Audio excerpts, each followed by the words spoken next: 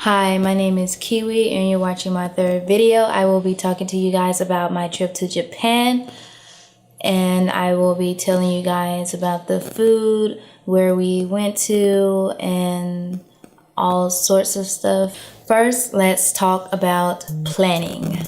So my best friend and I, we read about the culture first, and we made a list of places that we wanted to go see in Tokyo, which is the area we took a flight to.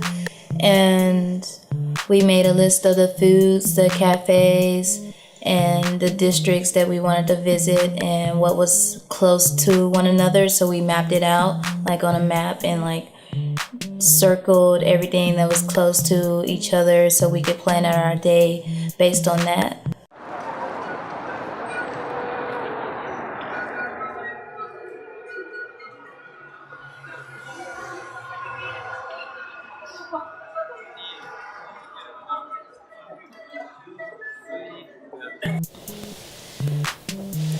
Okay, so before we made our way to Tokyo, Japan, we did a bunch of research on the culture for sure. We made a list of words that we needed to learn, like hi, bye, sorry, excuse me. When I trade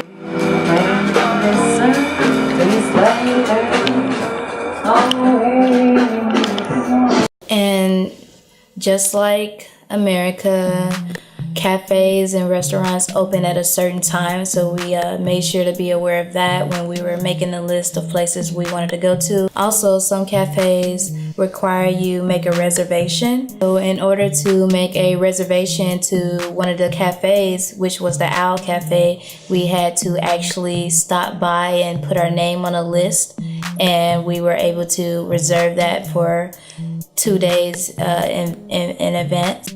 Most hotels in Japan are really small, so we made sure to pack lightly.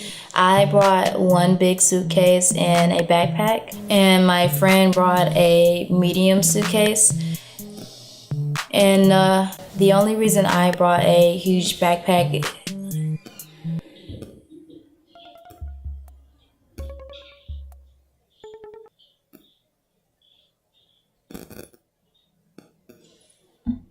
The only reason I brought a huge suitcase is because I knew I would want to take souvenirs back home to my family and friends, and so I made sure to like pack half of that huge suitcase to leave space for any souvenirs I might have wanted to take with me. We ended up booking our flight and hotel together through Expedia.com. So when you get off the plane and you're in the airport, you can search for a huge Wi-Fi sign or Wi-Fi on the sign with everything else.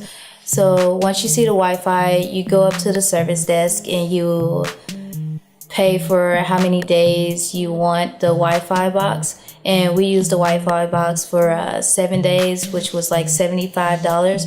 And it was really, really fast, and it saved us a lot of money by not paying the high service bill for cell phone usage. And I know some services allow you to use Wi-Fi to make calls anyway, so that would be better than going and getting the plan when you're only going to be there for like a week or 2 weeks or so. Just get the Wi-Fi box. Save you a lot of cash, and it's really, really fast. So we ended up doing a lot when we went there. We went to the Owl Cafe. We went to the Kawaii Mustard Cafe.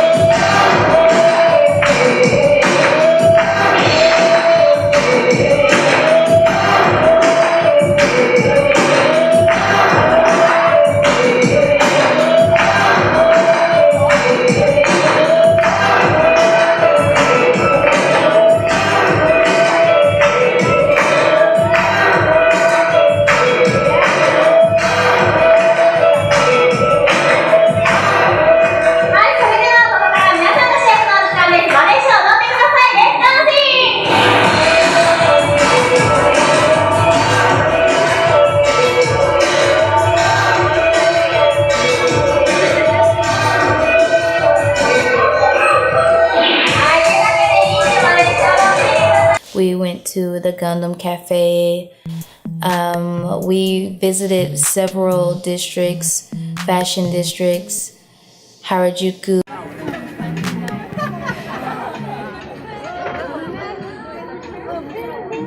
Asakusa.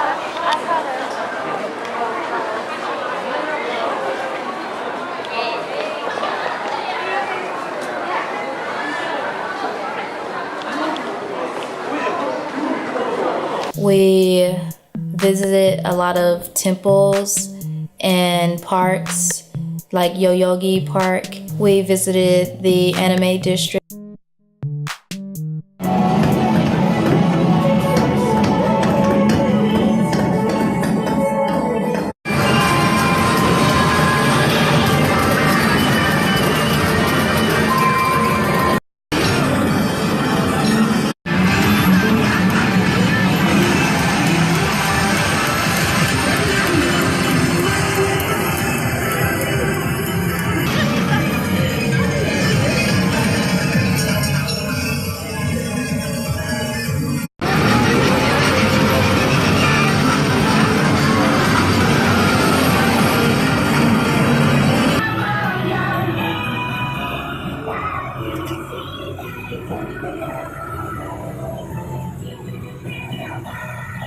We also went during Christmas time, so during this time, Tokyo, Japan was lit up with Christmas lights, and you had a lot of people roaming the streets in Santa Claus attire, which was pretty neat to see all of the Santa Clauses. We even passed up a group of Santa Clauses on bikes, motorcycle bikes, and that was pretty awesome to see.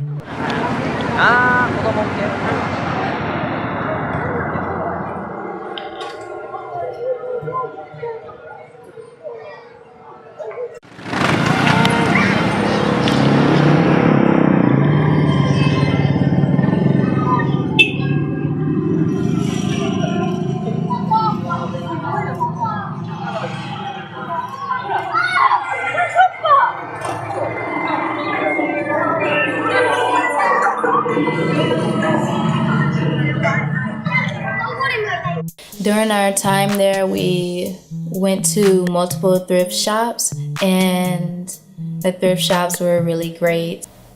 I was able to find me a very, very bomb jacket in Japan at one of the thrift stores, and I also found this cool shirt right here. And these earrings, let me show you.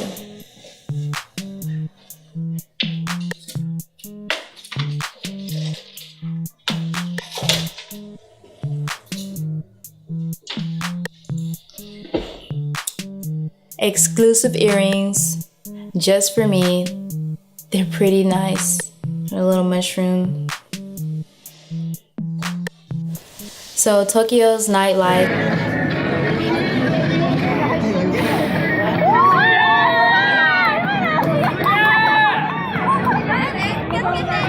We ended up going to a club and we stayed out till like 5 a.m.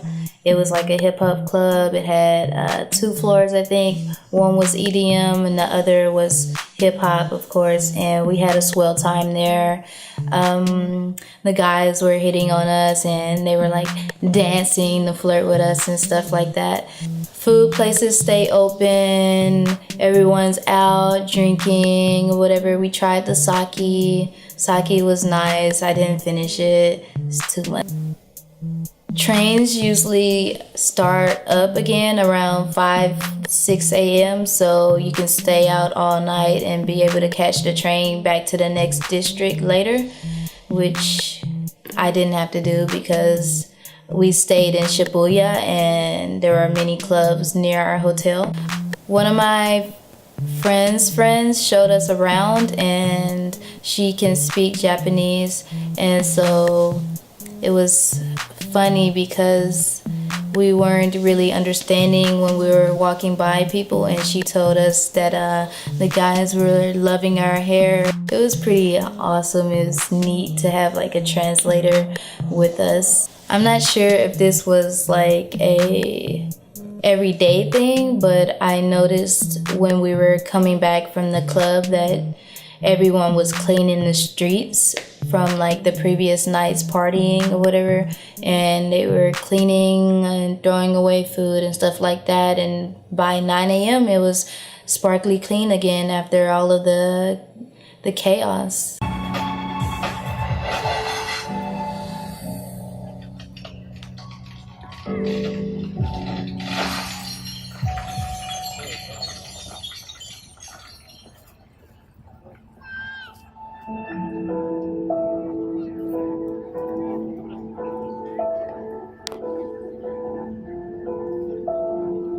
Okay, you guys, that's the end of my video. I hope you enjoyed it. I tried to keep it short, and for those who have any questions, just drop them in the comment sections. Overall, I love Japan and will definitely go back one day, hopefully for 2020 Olympics. The people I met were very nice. The architecture was beautiful. The food was beyond amazing. And there were many things I was not able to do because of my short time there, which was like a week.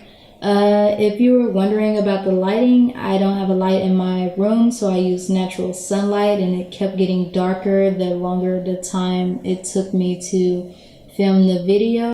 Please like, share, and subscribe. And until next time, stay lovely.